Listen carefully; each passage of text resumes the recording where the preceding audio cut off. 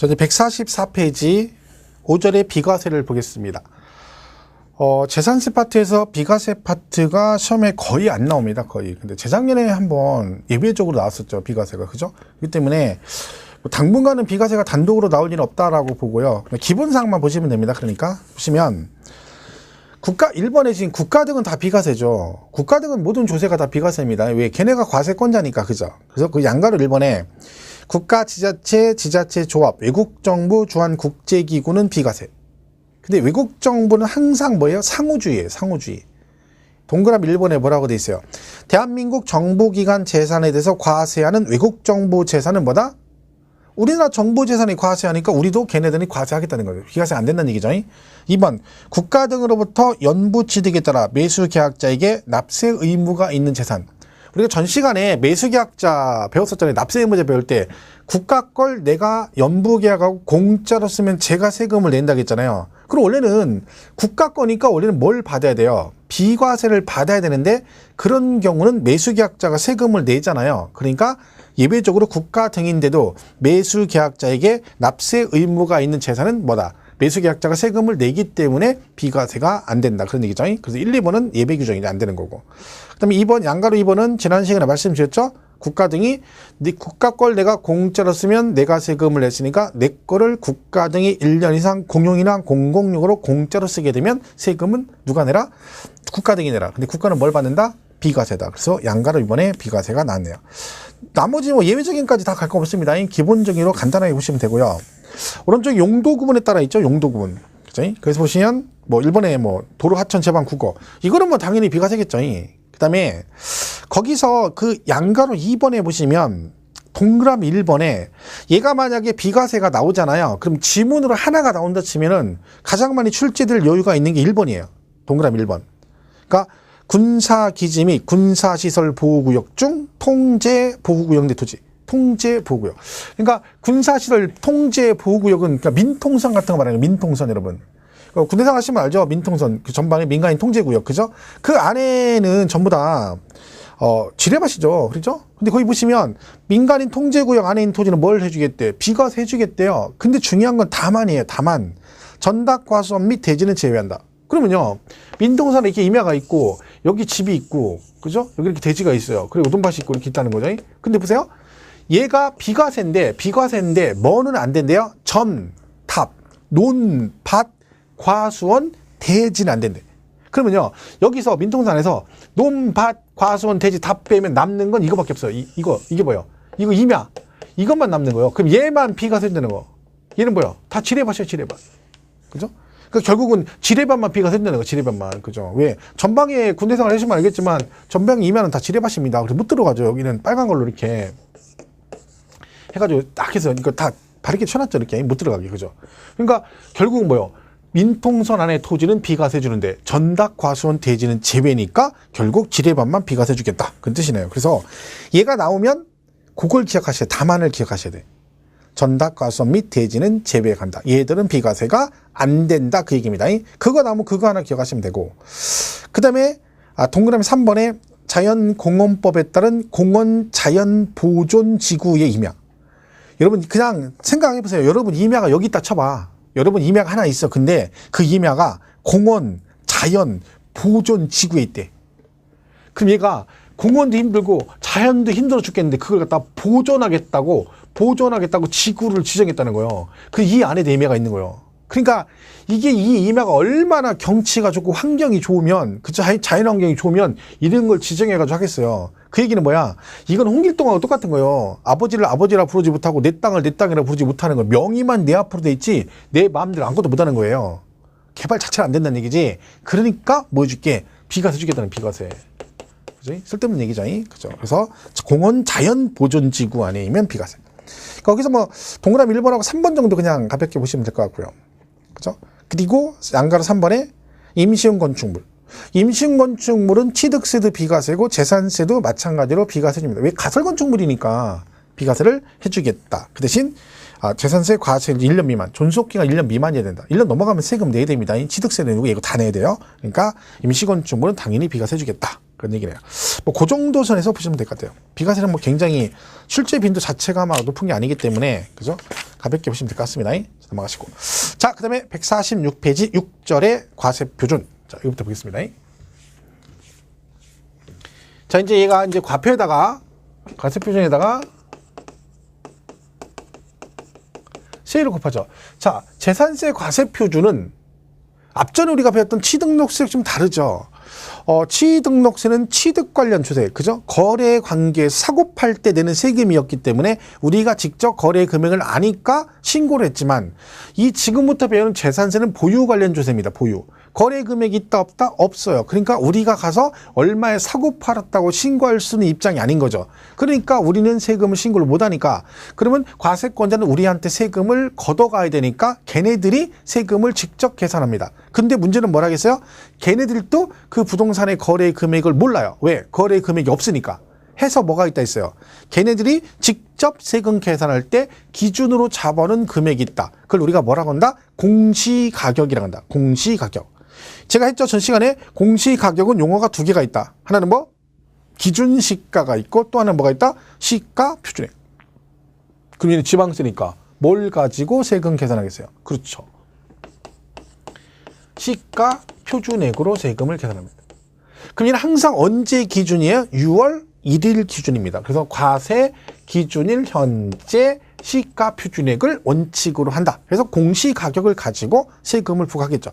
얘뿐 아니라 또 배우게 되는 종합부동산세도 보유 관련 조세잖아요. 그러니까 둘 다 뭘 가지고 세금을 계산해요? 공시가격으로 하는 거예요. 얘도 공시가격, 걔도 공시가격. 근데 용어가 다른 거죠. 얘는 지방세니까 시가표준액을 원칙으로 합니다. 자, 근데 여기 예외가 있습니다. 여기에 뭐가 있다? 공정시장가액 비율을 곱한다. 이런 말이 있어요.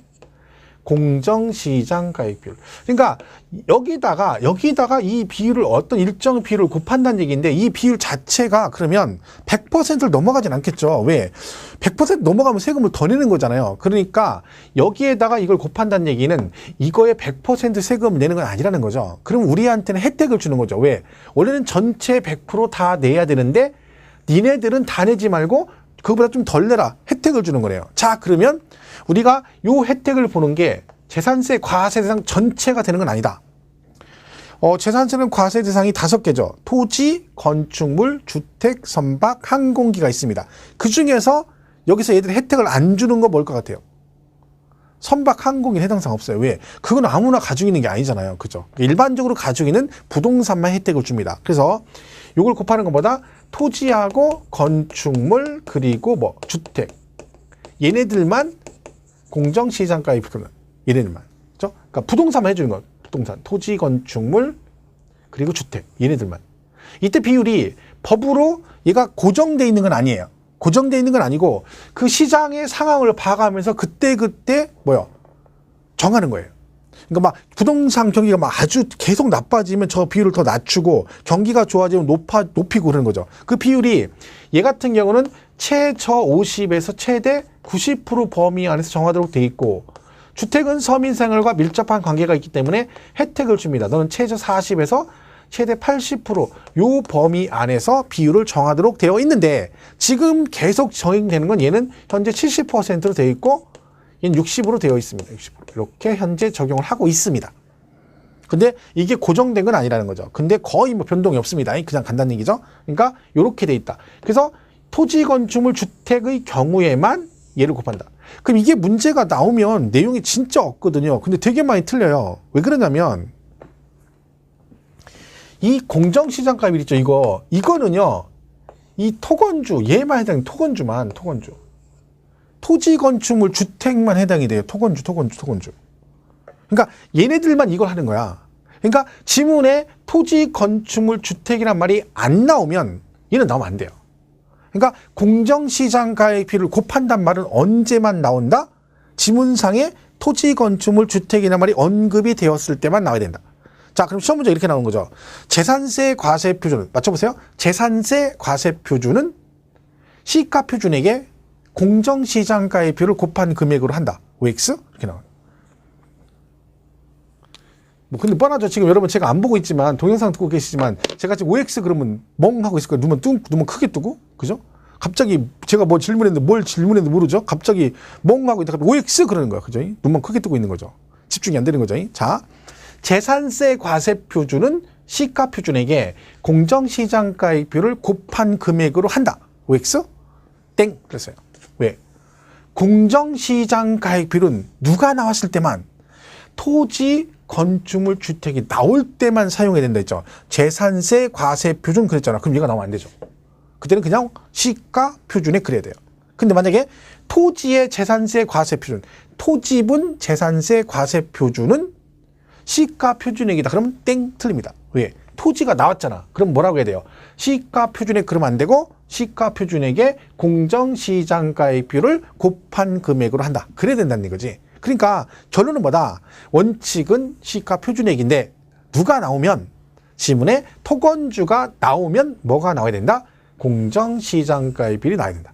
과거 시험에 나온 전례가 여러 번 있습니다. 예를 들면 시가 표준액에 공정시장가액비를 곱하는 경우는 토지와 주택이 하나인다 이렇게 놨어요. 토지와 주택이 하나인다. 땡 틀렸죠. 하나인다 그럼 두 개만 된다는 얘기죠. 얘도 되는데 하나인다 그러면 안 되는 거지. 그죠? 그리고 그게 가시고 또 잘 틀리는 게 얘가 개인이건 법인이건 다 시가 표준액으로 합니다. 근데 시험 문제가 어떻게 되냐면 개인은 시가 표준액, 법인은 법인 장부가액 이렇게 내요. 그럼 맞았다고 올라요. 지금은 잘 몰라. 근데 여러분이 공부를 좀 하잖아요. 그러면 취득세 배울 때 국수 공판장 검증은 사실상 취득가액. 그러니까 법인 나오면 법인 장부가액. 여기에 딱 꽂혀가지고 무조건 법인 장부만 나왔다 그러면 법인만 나오면 법인 장부가액이래. 그래가지고 시험 문제를 실제로요. 뭐 재산세 과표는 개인은 시가 표준액, 법인은 법인 장부가액을 과표한다. 그럼 맞았다고 올라요. 아니에요. 개인이건 법인이건 다 뭘로 가? 시가 표준액으로 가요. 그 국소공판장 그걸 무조건 갖다 집어넣으면 안 돼요. 그 취득세는 왜 법인 장부가액으로 가냐면 내가 이걸 취득했어요. 이걸 취득했는데 이걸 1억에 취득했어. 자, 1억에 취득한 금액이 있는 거죠. 근데 네가 이걸 1억에 샀다는 걸 말로 하면 인정이 안 되니까 그 법인 장부를 통해서 네가 이걸 1억에 샀다는 걸 입증하면 내가 그대로 이 1억 원을 인정해 줄게 그런 뜻이거든요. 근데 재산세는 거래 금액이 없잖아요. 보유세. 근데 무슨 법인 장부를 입증하고 자식이 어디가 있는 거예요. 그러니까 한마디로 개인이 땅을 가지고 있건 법인이 땅을 가지고 있건 세금 계산 누가 해요? 과세권자인 시, 군, 구에서 하잖아요. 그리고 걔들이 뭘 가지고 세금을 계산해? 이걸 가지고 하는 거죠. 그러니까 여기서 법인이라고 해서 법인 장부 그런 식으로 가면 안 된다. 그러니까 얘는 딱 세 개밖에 없어요. 원칙, 시가 표준액, 그다음에 토건주가 나오면 시가 표준액에 공정시장가액비를 곱한다. 그리고 개인, 법인 다 뭘로 간다? 시가 표준액이다. 이게 다예요. 거기 좀 더 나오면 이거 나오겠죠. 근데 이거 가지고 시험 문제 되는 이걸 틀리면 안 되는 거지. 말이 안 되는 거지. 그렇죠? 맞출 수 있는 건 맞춰야 됩니다, 여러분. 그러니까 욕심부려가지고 어려운 거 막 해서 맞추려고 하면 안 돼요. 제가 말씀드렸죠. 막 양 많이 막 늘려가지고 막 그걸 다 할 거야. 아니라니까요. 그런다고 공부 잘하는 게 아니에요. 고득점에서 뭐 하게. 합격하는 게 중요하다고 그랬잖아요. 합격하는 게. 제가 이제 실강 학원에서 하는데 11월, 12월에 이제 기초 강의를 하고 1월에 이제 또 강의를 들어갔는데 그 2달 기초 강의 들으시고 학원 그만두는 분들이 있어요. 왜? 2달 동안 듣더니 머리에 남는 게 하나도 없다는 거예요. 뭐 도대체 한 개도 아무것도 모르겠대. 그리고 난 이 길이 아니래. 당연히 기억이 안 나죠. 2달 수업 듣고 기억나는 게 말이 됩니까? 그 정도로 이게 쉬울 것 같으면 다 붙지. 그 욕심이죠. 말도 안 되는 거죠. 아무것도 기억 안 나죠. 2달 듣고 어떻게 기억나요? 그때 공부 굉장히 열심히 했거든. 수업만 딸랑 들었는데. 무슨 말인지 모르지. 여러분 왜 이 말귀를 무슨 말인지 모른다 했어. 우리 배우는 과목 6과목 중에 5과목이 법과목이라니까요. 근데 법률 용어를 우리가 몰라. 그죠? 용어도 모르는데 얘가 막 이 용어를 사용해서 막 설명을 하고 있는 거예요, 제가. 그러니까 그걸 알아듣는 게 이상한 거죠. 여러분 영어 단어도 모르는데 제가 영어 단어인데 I love you 이렇게 한 거예요. 이거 I love you 설명하고 있는 거예요.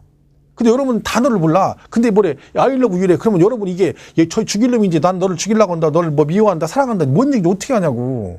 이거 알려면 뭘 알아야 돼? I가 뭐고 러브가 뭐고 you가 뭔지를 알아야.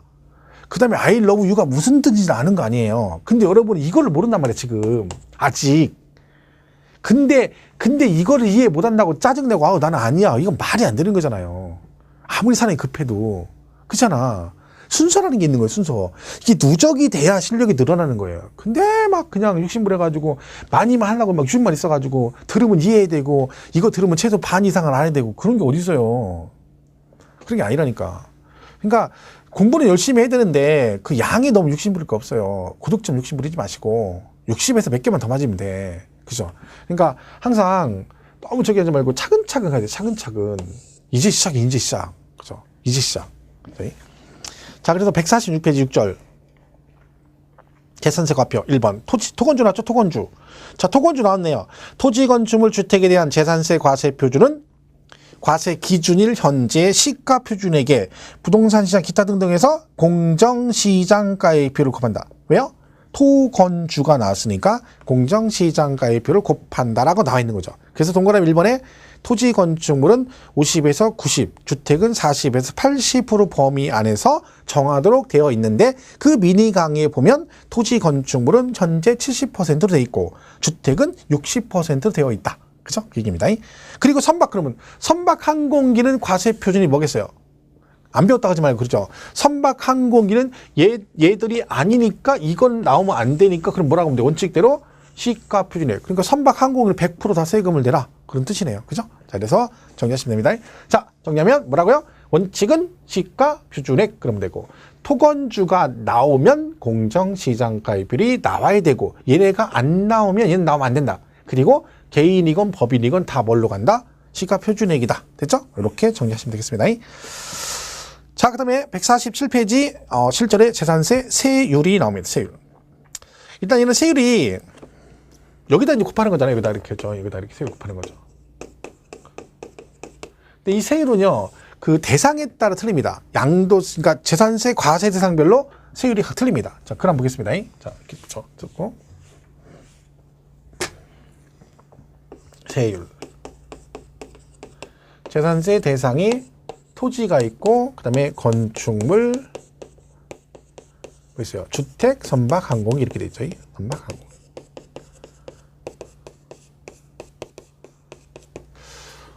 일단 토지는 우리 그 지난 과정에서 토지는 용도에 따라 이렇게 나눈다 했죠. 분리과세 대상 토지가 있고, 그 다음에 별도 합산 대상 토지가 있고, 종합 합산 대상 토지가 있어요. 이렇게 구분한다 했죠. 이렇게 돼 있는데 이걸 구분하는 이유가 결국 뭐냐면 세율을 다르게 적용했다는 거죠. 사용한 용도가 다 틀린데 세율을 똑같이 가면 되겠니? 그래서 분리과세의 사치성일 때는 4%로 가고 0.07도 있고 0.2%도 있고 이렇게 가는 거죠. 세율이. 그죠?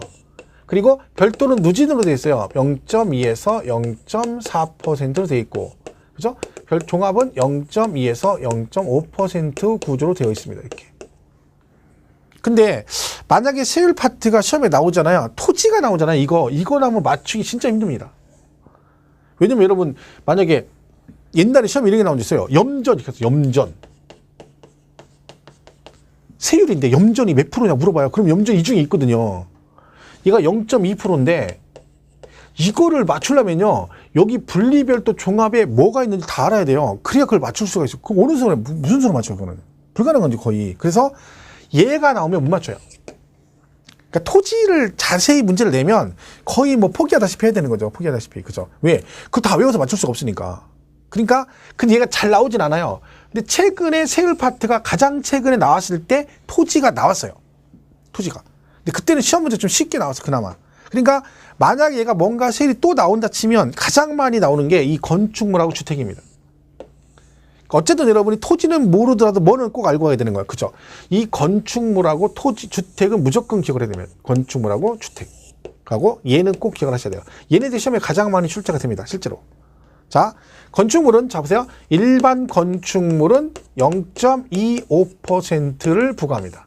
사무실이나 일반 건물 같은 것들이 0.25. 그 다음에 또 뭐가 있냐면 시지역 이상의 주거지역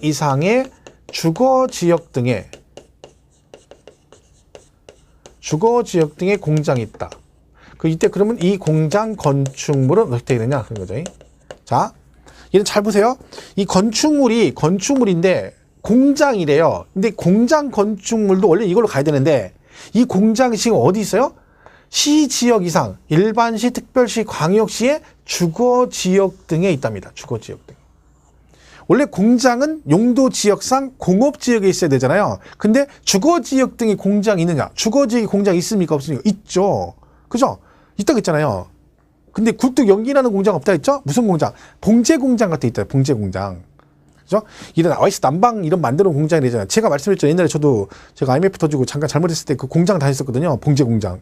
그래서 거기서 제가 그 봉구차 운전하면서 아줌마들 출퇴근시키고 그랬는데 아주 열악한 환경에 산다. 아주 열악한. 그죠? 이거 하나 만들려면 공정이 몇십 개를 거치면 몇십 개 막 마지막에 다림질까지 하려면. 그죠? 아주 열악한 거죠. 그러니까 이런 공장들이 있어요. 근데 문제는 뭐예요? 공장이 주거 지역에 오면 돼요? 안 돼요? 안 되잖아요, 원래. 그죠? 주거 지역은 집을 짓고 살아라는 데야. 근데 공장이 많네. 그러니까 이 일반 건축물세를 적용을 못 하는 거예요. 그래서 어떻게 한다? 저거에 2배 해가지고 0.5%를 갑니다. 그럼 여기서 키포인트는 이거예요. 주거 지역 등의 공장이 오면 안 되는데 왔으니까 일반 건축물의 2배를 가서 0.5%다. 이렇게 하는 거죠. 자, 공장이 또 하나 있어요. 과밀, 억제, 권역 내에서 공장 신증설하면 이에 따른 그 공장 건축물. 자, 과밀 억제 권역의 공장 신증설 시 그 공장 건축물은 중과세를 한다. 이거죠. 자, 이게 어디서 나왔었냐면 취득세에서 나옵니다. 취득세에서. 취득세 중과세 할 때 과밀 공장 신증설도 중과세가 되거든요. 근데 얘가 과밀 억제 권역의 공장인데 그럼 이 건축물을 갖고 있으면 재산세도 중과세가 돼요. 얘는 어떻게 하냐면 재산세가 5배를 해요. 그 대신 5년간만 중과세, 5년간. 그러니까 일반 건축물이 0.25%인데 이 과밀 억제 권역에 공장이 있을 때 그 건축물, 공장 건축물은 일반 건축물의 몇 배? 5배랍니다. 그러니까 0.25의 5배. 대신 몇 년간 만에? 5년 동안만 해요, 5년. 그러니까 이 5년은 5년 지나면 더 이상 중과세를 안 한다는 얘기입니다. 딱 5년하고 더 이상 중과세네요. 그리고 이 5년의 뜻은 중간에 소유권이 바뀌어도 5년간은 중과세합니다. 그러니까 만약에 여러분이 뭐 공장 신증설 해가지고 2년 중과세 되고 팔았어. 그럼 취득한 사람한테 3년간 중과세를 추가를 한다. 무조건 5년간은 하겠다. 자, 그럼 여기서 이 2개 조심할 게 뭐냐면 얘도 공장 건축물이고 얘도 공장 건축물이잖아요. 근데 얘는 2배고 얘는 5배인데 그럼 얘 있죠, 얘. 주거 지역의 공장 건축물은 그럼 몇 년간 중과세가 되느냐? 얘는 이사 갈 때까지. 이사 갈 때까지. 제한. 왜요? 주거 지역이 왔기 때문에 그래. 만약에 여러분 주거지역에 공장 와도 돼. 근데 왔는데 얘가 5년 지나면 중과세 안 한대. 그러면 아파트 산지 옆에다가 자동차 정비 공장 만들어 놓고 5년 동안 중과세하고 세금 낸 다음에 5년 지나면 괜찮대. 그게 말이 안 되는 거잖아요. 그죠? 그리고 얘는 그냥 이사 갈 때까지 기간 제한이 없어요. 그리고 나중에 뭐가 잘 틀리는 거야? 지상의 주거지역의 공장 건축물은 0.5%를 5년간 중과세한다. 그때 맞았다 그러면 안 되는 거지. 5배 5년간. 얘가 50배 5배 5년간이에요. 그죠? 얘는 기간 제한 없다. 그죠? 그리고 이때 이 공장은 도시형 공장은 중과세를 안 합니다. 근데 주거지역은 업종 불문이에요. 그러니까 공장이 도시형 업종이라는 건 그 실생활에 꼭 필요한 업종을 말합니다. 우리 사람 얼굴도 도시형이 있고 그러니까 도시형과 비도시형이 있는데 사람도 도시형이 있고 비도시형이 있고 얼굴이 그죠? 딱 보시면 자기 얼굴이 거울 보면 알죠. 본인이 난 도시형 얼굴인지 비도시형인지 그죠? 제가 이제 준도시형 정도 되거든요. 제가 준도시형 그죠? 저를 비교해서 나보다 낫다 근거 없이 나보다 낫다라고 생각하면 도시형인 거고 저하고 비슷하다 생각하면 준도시고 저보다 좀 딸린다 생각하시면 비도시형이라고 생각하시면 돼요. 그죠? 그래서 도시형과 비도시형이 있는데 과밀 억제 권역의 공장은 도시형 업종은 중과세를 안 하는데 이때 주거 지역의 공장은 업종 불문이에요. 이거는 도시형이건 비도시형이건 다 중과세가 되는 거야. 왜요? 주거지역에 왔으니까. 아까 말했잖아요. 주거지역에 정비공장 와서 자동차 정비공장 꼭 필요하잖아요. 차고 치려면. 근데 그게 주거지역에 왔대. 그럼 너는 중과세 안 한대. 말이 안 되는 거잖아. 이는 업종 불문이에요. 그러니까 키포인트는 어디다 잡아야 돼? 여기다 잡아요. 주거지역. 주거지역은 공장이 오면 주거나 상업지역 등 공장이 오면 안 되는데 왔어. 그러니까 이거에 2배 하는데 기간 재놓고 이사 갈 때까지 하는 거고. 그리고 얘는 업종 불문이에요. 도시형이건 비도시형이건 다 중과세한다. 근데 과밀 공장은 5배 하고 대신 5년간만 하는데 도시형 업종은 중과세하지 않겠다. 이렇게 된 거죠. 그리고 마지막 오골개 그러죠. 오골개는 비싸다 4%. 기억나시죠? 오골계는 비싸다. 고급 오락장이나 골프장용 건축물 사치성 재산이죠. 그러니까 너는 나이트클럽을 하거나 골프장용 건축물은 사치성 있는 게 몇 프로? 4%. 우리 거기 썼지 옛날에 오골계는 검정닭은 비싸다. 그래서 토지도 4%, 건축물도 4%가 됩니다. 그죠? 건축물 이게 답니다. 그리고 주택. 주택은 누진으로 했어요. 0.1에서 0.4% 이렇게 돼 있어요. 자, 이거 나오면 꼭 기억할 게 있습니다. 여기 고급주택 중과세 없다. 이걸 기억해야 돼요. 그 우리 별골 노선주 기억나시나요? 사치성 재산 별골 노선주, 별장, 골프장, 고급주택. 얘가 취득세 중과세가 되거든요. 근데 재산세는 고급주택이건 일반주택이건 중과세 없습니다. 이거 시험에 여러 번 나왔었어요. 그죠? 이거 뭐라고 나와? 주택은, 일반주택은 누진으로 가는데, 뭐 고급주택은 1000분의 40의 세를 적용. 땡, 틀립니다. 그러니까 재산세는 취득할 때는 고급주택 중과세가 돼요. 취득세는. 하지만 갖고 계시면 주택은 다 똑같아요. 뭘로 가? 누진으로 갑니다. 이거 조심해야 됩니다. 자, 주택은 고급주택 재산세 중과세 있다 없다? 없다. 나중에 기출문제 보면 많이 나와요. 그죠? 이거 꼭 기억하시고. 그리고 별장. 별장은 사치성이죠. 4%. 별장은 4%입니다. 자, 이때 별장은 뭘 기억하셔야 되면 과세 방법이 주택하고 똑같아요. 그 무슨 뜻이야? 우리 주택은 과세할 때 토지 건축물 따로따로 과세한다 해서 한꺼번에 계산한다 했어요. 한꺼번에 한다 했죠? 그러면 별장도 뭐라는 겨? 별장도 토지 건축물 따로따로 과세하지 않고 주택처럼 한꺼번에 합해서 간다는 얘기죠. 그러면 일반 주택과 별장의 차이는 뭐만 있다? 세율만 차이가 있는 거예요. 세율. 일반 주택은 누진으로 가는데 별장은 사치성이니까 몇 프로? 4%로 간다. 사실 그렇잖아요. 우리 세법에서 주택과 별장의 차이점이 우리가 별장 그러면 떠오르는 이미지가 뭐예요? 배산, 임수, 자청용, 우백호, 그죠? 그래가지고 집 있고 마당에 잔디 쫙 깔려 있고 옆에 소나무 있고 소나무 가지 밑에 뭐 그네 달려 있고 이런 것들이 이제 일반적으로 떠올리는 별장인데 세법상 별장은 주거용 건축물인데 상시 주거 목적, 평상시 거주 목적으로 쓰면 주택. 그거를 휴양, 피서, 놀이 등의 용도로 쓰면 별장이라고 그래요. 그러면 여러분 사는 아파트가 주택이 될 수도 있고 걔도 세법상 별장이 될 수 있는 거예요. 왜? 아파트를 갖다가 내가 평상시 거주 목적이 아닌 용도로 써. 그럼 걔는 별장이에요. 그럼 세금 과세할 때 주택을 쓸 때는 토지 건물 한꺼번에 과세하고 그 주택을 별장 용도로 쓰면 토지 건물 따로 과세하고 그러진 않는다는 거지. 그러니까 과세 방법은 같고 세율만 다르다. 그죠? 선박 항공기는 0.3%인데 이건 안 물어보죠. 안 물어봐. 이 중에서 제일 세율, 재산세 중에 세율 제일 높은 게 고급 선박입니다. 이거 5%죠. 5%. 그죠? 이거 제일 높아요. 요트 같은 거, 요트 같은 거, 그죠? 뭐 요트 같은 건 누가 여러분 친구가 요트 하나, 뭐 신형 하나 샀다고 여러분 타라고 주잖아요. 그러면 요트를 사라고 줬어. 고급 요트를. 광안리 해수욕장에 파킹 시켜놔서 가져가래. 그죠? 탈 수 있어요. 왜? 물론 뭐 기름값 엄청 들겠죠. 이 기름, 그죠? 근데 기름 없어도 어떻게 하면 돼요? 돛 달면 되고, 돛 없으면 노 적으면 되거든요. 요트에다가. 그죠? 근데 뭘로 주고? 이걸로 주고. 세금으로. 매년 5%씩 내고, 매년 5%씩. 그죠? 이게 제일 비싸요. 근데 이게 잘 안 물어봐요. 부동산 아니기 때문에. 그러니까 뭐만 잘 보시면 돼? 건축물하고 주택 위주로 잘 보셔라. 주택은 뭘 기억하시라? 고급주택 중과세 없다는 거 꼭 기억하시고, 별장은 사치성이라 4% 가는 건 맞는데, 과세 방법이 누구랑 같다? 그죠? 주택하고 같다. 그거를 기억해 주시면 되겠다. 자, 그래서 세율 한번 보겠습니다. 147페이지.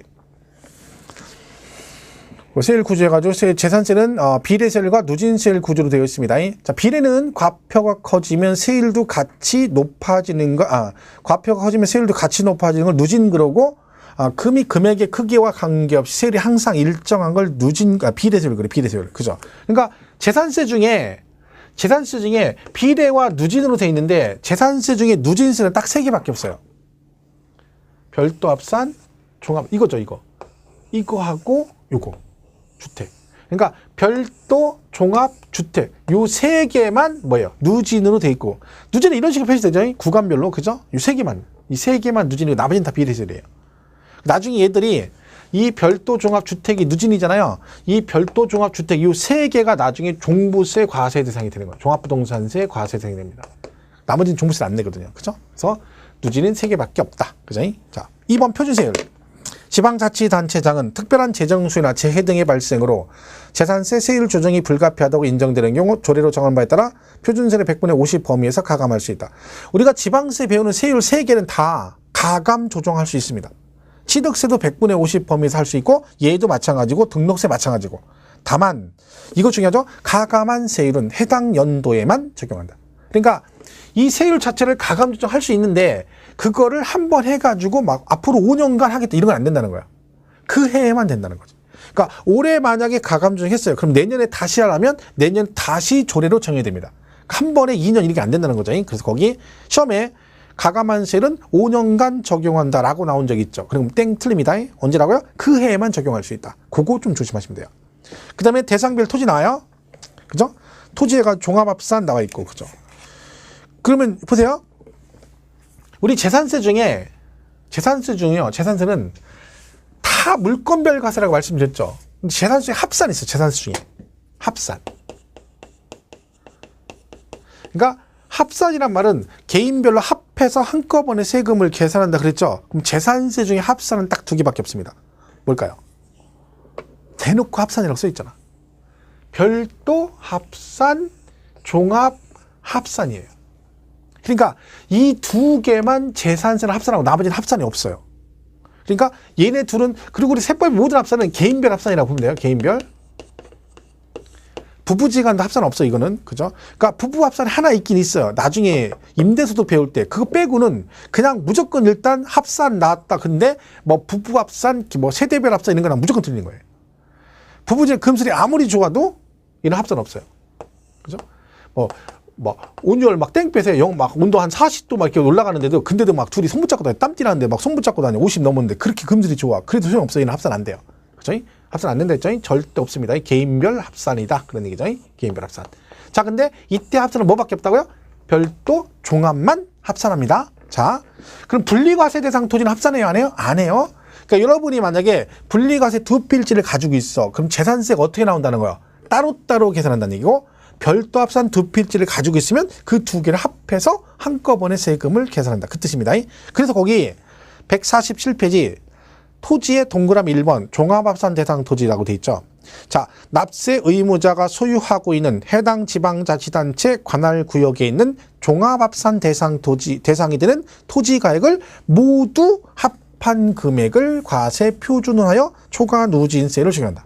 그죠? 뭐라고요? 합한 금액. 그죠? 넘어가시고, 별도 합산도 마찬가지죠? 별도 합산도 뭐요? 몽땅 합한 금액에 누진세율을 적용한다. 2개만 합산이다. 그런 뜻입니다. 나머지는 없습니다. 근데 분리과세는 뭐라고 되어 있어요? 분리과세는 3번에 분리과세 대상이 되는 해당 토지 가액을, 걔는 뭐예요? 합산이 아니라 해당 토지 가액 그렇게 있잖아. 얘는 합산이 없는 거지. 그죠?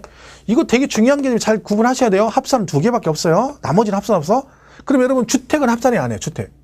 여러분이 만약에 해당 시군구에 아파트 3채 가지고 3채. 그럼 재산세 계산할 때 이 3개를 합해서 한꺼번에 세금 계산은 따로따로 한다. 따로따로 한다. 왜? 합산이 2개밖에 없다니까. 이거 2개만 해서 나머지는 합산 없다니까요. 무조건 주택을 100채를 갖고 있어도 합하지 않고 따로따로 하나씩 계산한다. 그죠? 그거 잘 기억하셔야 돼요. 자, 건축물 148페이지.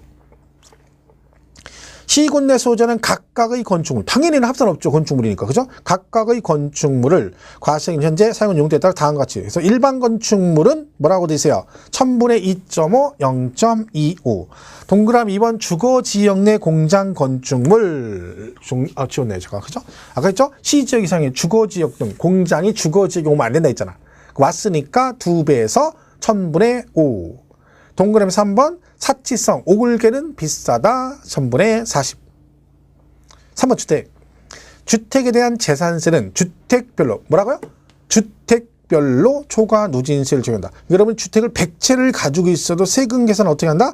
각각의 주택별로 합산하지 않는다. 그런 얘기죠. 자, 이 경우 거기 잘 보세요. 이게 시험에 몇 번 나왔던 건데 주택을 2명 이상이 공동으로 소유하거나 토지 건물의 소유자가 다를 경우 해당 주택에 대한 세율을 적용할 때 해당 주택이 토지 건물 가액을 합한 과세 표준의 세율을 적용한다. 무슨 얘기예요? 이런 얘기예요. 이 주택 있죠? 근데 주택인데 얘가 다 이렇게 돼 있다는 거예요. 토지 건물 소유자가 다르거나 이거를 갑, 을이 뭐하고 있거나 공유하고 있대요.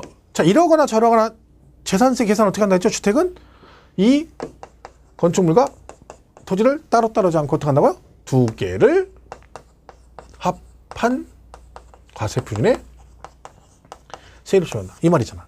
그죠? 서로 다르건 공동 소유하건 주택은 토지 건물 가액을 합한 과표에 세율을 적용한다. 그죠? 이 기장이 따로따로 없다 했죠? 그 얘기예요. 자, 그래서 별장 나오죠? 별장 1000분의 40. 4% 별장 1000분의 40. 그리고 일반 주택은 주거용으로 동그라미 2번에 주거용으로 사용되는 주택은 일반 주택 또는 고급 주택을 구분하지 않고, 그러니까 고급 주택 중과세 없다는 얘기죠. 그냥 일반 주택과 똑같이 봐서 뭐 한다? 구분하지 않고 건물과 부속 토지를 합한 과표의 주택별로 다음에 초과 누진을 정한다. 그죠? 그거 기억하시면 돼요. 그래서 여기는 잘 기억하셔야 돼요. 고급 주택 중과세 없고. 저희 선박 항공기 나와 있죠. 거기 0.3%인데 고급 선박이 최고 비싸다. 얼마? 5%다. 저희. 자, 넘어가면 4번에 과밀공장 신증설 중과세 나와 있죠. 앞전에 건축물 할 때 했죠. 공장이 과밀 억제권역이 있대요. 그러면 그 굵은 글씨 보세요. 거기 동그라미 4번의 과밀공장의 굵은 글씨. 최초 과세 기준일로부터 몇 년간? 5년간 표준세율의 몇 배? 100분의 500, 5배. 그러니까 이는 5년간 5배 한다 했잖아. 그죠? 그 얘기죠. 5년간 5배. 그죠? 이렇게 보시면 되겠습니다. 5년간 5배. 근데 거기, 도시형 공장 제라고 돼 있지? 가로 안에. 그죠? 위에. 그죠? 바로 위에. 그죠? 어쨌든 얘는 5배 하는데 몇 년간만 한다? 5년 동안만 중과세를 한다. 이거를 기억을 해 주셔라. 이런 얘기죠. 보시면 됩니다. 자, 이렇게 해서 정리를 하시면 되겠어요. 그죠? 자, 그리고. 그 다음에 도시적부는 볼 거 없습니다. 뭐 시험에 언급이 잘 안 되는 거기 때문에 됐고. 자, 여기까지가 이제 과표하고 세율에 관한 얘기다. 자, 다시 말씀드리지만 세율은 뭐가 중요하다? 건축물하고 주택 위주로 잘 정리를 해 주셔야 됩니다. 건축물하고 주택. 일반 건축물은 0.25 시 이상의 주거 지역에 오면 안 되는데 왔으니까 2배에서 0.5%. 과밀 공장은 5배 하는 대신 5년간 중과세하고 오글개는 비싸다 4%. 그죠?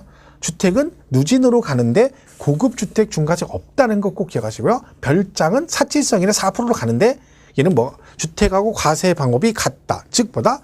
토지 건축물 따로 하지 않고 한꺼번에 간다. 주택은 가장 중요한 개념이 뭐다?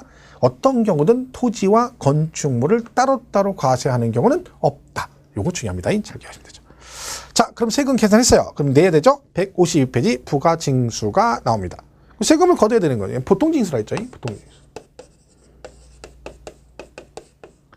자, 보통징수란 말은요. 보통징수란 말은 세금 계산을 누가 한다는 거예요? 과세권자가 한다는 거예요. 해당 시군구에서. 자, 근데요. 만약에 해당 시군구에서 자기들이 세금을 계산해가지고 여러 번 그 계산한 다음에 안 알려주고 지 혼자만 알고 있다가 날짜 딱 지나니까 전화해서 뭐라고 그래? 김모 씨, 내가 지난번에 재산세 계산서 20만 원 나왔는데 이번에 안 내셨네? 한번 가상금으로 죽어볼려?